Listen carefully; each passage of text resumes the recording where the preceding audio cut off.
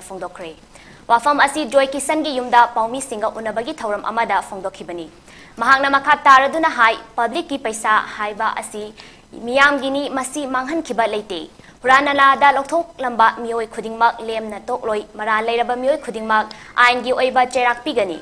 IMC da matam khara gi mamangda masak khangdaba fake contractor ama leire haibadagi government asu yam kanna thigatlaga cooperator ama oirambadagi faraba matung jail da thamki. Mahak asi tha ahumgi bel laukre adubu government na thiba leptri masigi matang da engineer ahum thabaktagi lokthokre amana suspend tokre adubu IMC na GZ rongmaida public money huran lalada thabak sudana lokthokre haina tawiba charge asi defense tawbang amjanaba chance ama pigani maduda mana lamlan labadi aingi oiba fangfam thokba cherak pigani amadi government na su case asigi matang da sen hangat hananaba kanna honari haina su fongdokhi. Nakal amaromda PMGSY gi work ki matangda thabak sudana kro chahum lokthokre haina maral sikiba adu achumba puthokpiu haina mahaki maikaidagi application amasu ikre adu buhuran nalada public ki paisa lokthoklam labadi ain gi oiba phangpham thokba cherak pibiu haina so fongdokhi. Miyam da thamjaning bamana Quran ble khangaba aran ba thabak tawre khangasu akoi se constitution na bound to bonina law gi heba ma leibna rule leba ma leibna madugi tanjale na bani mi hat pa ma mi halore una trial tawraga dandi pinari bani aduna public money Quran ba aduga hariba thautu gi chena ba mata government side ge excuse to leite aina changjen gi bado handok pa ri gum ta leite ji mafum matungina akoi sing da chap chaba dandi phangagani haibase aina lebak mayam da aduga Hojiki Jamom Nariba, when a 2 minute Lotokraba, and a party is joined the way to me late to Crevedo, late. At Humatamda, Logi, Jera, Lalamana Lamaki Jara Punchavani, Lalam Davana Lalam the lady, Atugi, Matamdula Ani have say, I live on the Tamsage. Reserve Forest ki area sing da kanglon kai na nong na sajilak pa yum sing hana dagi sidok tu na lakpagi saruk ama oina ngasi ayuk langgol Reserve Forest ki Sadar West Range ki manung chanba lamdeng block ki compartment number ahum Tarung Forest Bid Office ki area da kanglon kai na nong na sajilamba yum ama Forest Department na sidokre mafam adu da kanglon kai na nong na yum kai sajilak ki ba haiba pau fang badagi ngarang forest staff sing na mafam adu da changshin duna yengsinki amadi nong na saram liba yum sing lokthok na ba na rubada forest staff sing adu da hat kani haina ki helakba amadi numita pada maram oiraga staff sing adu khudakta mafam adu dagi handoraki bini hairi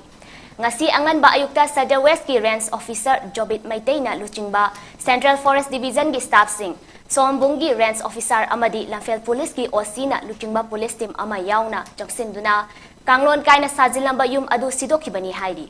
forest department dadi fangba pauda reserve forest ki area sing asida anoba structure amata sagalakta hanasu khanghan ba laikri mamangda su langgol reserve forest ki tongan ba mafam singda kanglon kaina nauna sajilak ba yum kaya marum sidokhi basu laikri hairaduna nauna sagal alibas singdi adumak notice amata pidana lokthokba yabagi ayaba leiba maramna kanglon kaina nauna sagalak liba sing asi khudak ta sidokpani hairi Forest staff singda atamna na hat kani haiba yauna ki helakhiba asigi mathakta su case tawragani hairi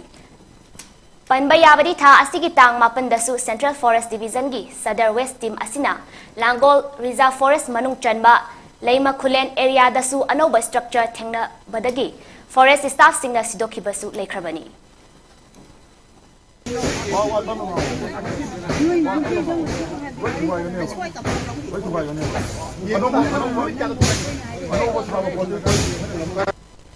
Manunggi sarugai ni. Saya ahian ba. Tujuh sidok biro.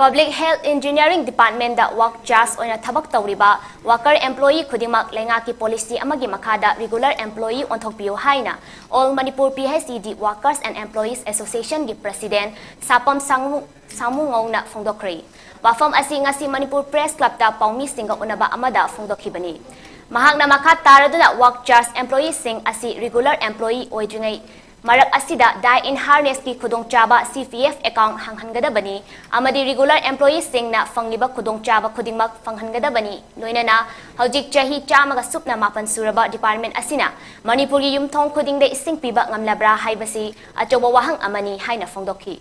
PSED asi mioi bagi punsida thadokpa yadrabanina department asina miyamda lempa na thaknaba afaba ising pinaba awatpa staff work charge schedule MR khudingmak regular onthokna Onthokpa pension ki khudong chaba thaumi khuding makta die in harness ki khudong chaba pigadabani haiki Praja khuding makta piriba employee khuding makta piriba adagi human right na piriba right khuding mak singa sa public health engineering department totally collapse wele totally violation tawreba aduna all Manipur PID worker and employee association ki mai gi ki thamjari bati department la sida leiriba contextual employee, casual master, workers, khuding simultaneously policy ma scheme ma semaga mamang sarkar na taurambagum makoi singa se regular employee onthok piu haidana koi association gi mai gi dagi humble appeal taujari Kangleipak yalhomi Mitay furuk asigi manat puwari furuk ki saktam amasung lining gi top topa masak laser I adubu ing kumjalising amaga chatret sumna mapandagi hauduna iramdam asigi inat ki saktam da yamna chawna akaiba piraktuna lebaki thauram singi chatnalon kai tharakpa amadi furuk ki saktam da chawna akaiba amadi ahongba thengnare haina Southeast Asia Cultural Organization SICO gi Secretary General Irengbam Indrajit Mitay na thadrokpa chero amana hairi Chero asina makha taraduna mitay ekhoi gidamakta di mera tha hogalakbasi panthoibi ima gi yamna maru oiba matamne adubu ahongba asina ekhoi isagi panthoibi ima leina Hindu gi Durga Puja da mai onsinki amadi mahut sinkhiduna isagi panthoibi imabu ekhoida kauthokpa amadi mirai biduna ngasidi mitay singna chatnarol inat lichatta mipal tangle masidagi nathoktuna hanagi ekhoi gi oiba chatnarol asida hanjanana ba Mitay Ecoina Amadi Mapalda Kundaduna Leiba, Mitay Singna Panthoibi Imabu, Irat Tony Tauram Pangtok Naba, Jero Asina Kanghalagli. Paugi Marathana Tema Break Amadang Lominasi.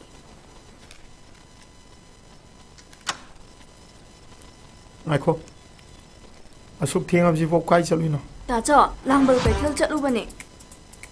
Mitom Mian Zazina, Koi Wapang Masiva Zuamelado and Manina.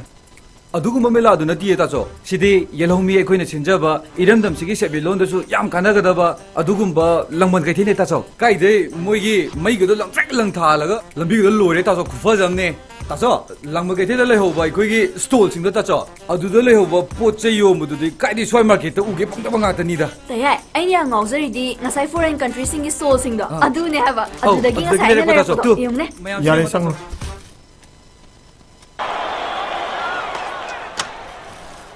Taso asuk thenga phokai chaluna taso Langban Kitin Salum. Pitribi Tongan Tongan ba country manga haibadi Thailand, Bangladesh, Afghanistan amadi Nepal ena India gi Tongan Tongan ba state kungi stall sing handaki langbal ke chel sida saru ya numidang ni matamda fazara ba mai gi komai loina Tongan Tongan ba entertainment program sing musical concert fashion show meet the star na sing ba thoram sing langbal ke chel lengbiratuna mahau logi ho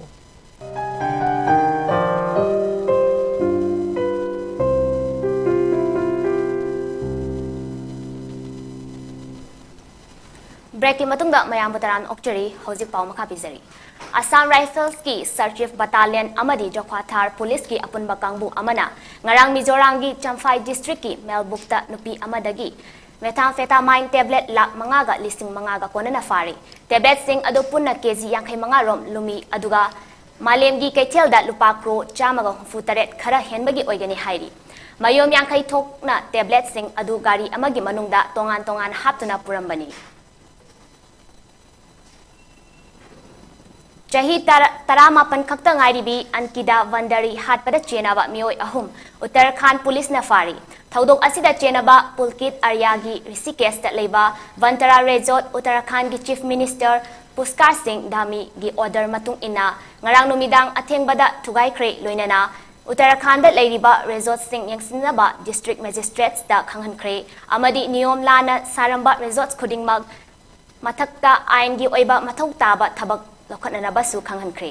Masiga iroinana laibak thiba thodokta chenaba mioisingi mathakta achan mirai naidana akanba cherak pigani haina su phongdokhi numit taruk nigi mamangdagi thiba khangdana lerakhiba vantara resort receptionist oiduna leiba ankida vandarigi thawai yaudaba hakchang ngarang phangkhibani tungda thodok asida chenaba BJP gi luchingba Vinod Arya gi machanupani Pulkit Arya yauna Saurav Bhaskar chahi kuntra manga amadi Ankit Gupta chahi tara manga Uttarakhand police na faduna Laxman Jula police station da khusina khre haidi Union Health Ministry gi data gi matung inna India da hokhiba pungkun mari asida nauna COVID-19 positive oiba mioi listing mari chama pantara ni thoi thingna khre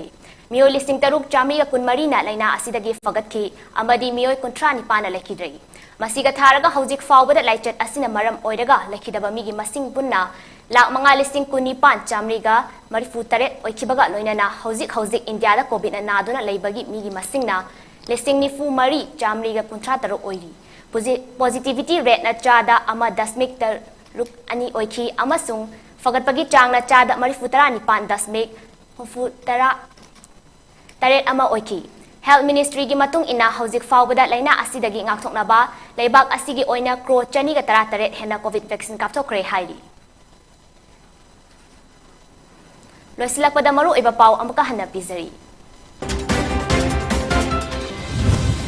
BJP da changkraba matung IMC gi huran lana gi thabak mayai changkrabara haina pawche da irakhiba adu party da ahongba leirabasu thabak tadi ahongba amata leite haina MLA Khumukcham Joy Kisana phongdokre Langol Reserve Forest ki Sadar West Range ki Manung Chanba Lamdeng Block ki Tarung Forest Bid Office ki mafamda Kanglon kaina nauna sajilamba yum ama Forest Department asidokre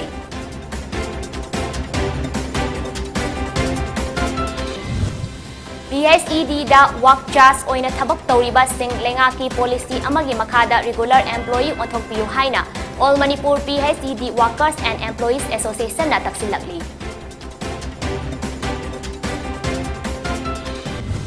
Amadi India da hokiba pungpun mari da nauna COVID-19 positive oiba mioi lising mari chama pantara ni thoi thingna khre mioi lising taruk chamri kun mari na laina asidagi fagat ki amadi mioi kuntra ni pana lekhidre Nungtili poni news meng tabira ba mayam pumna mapu amuka hana khurumjari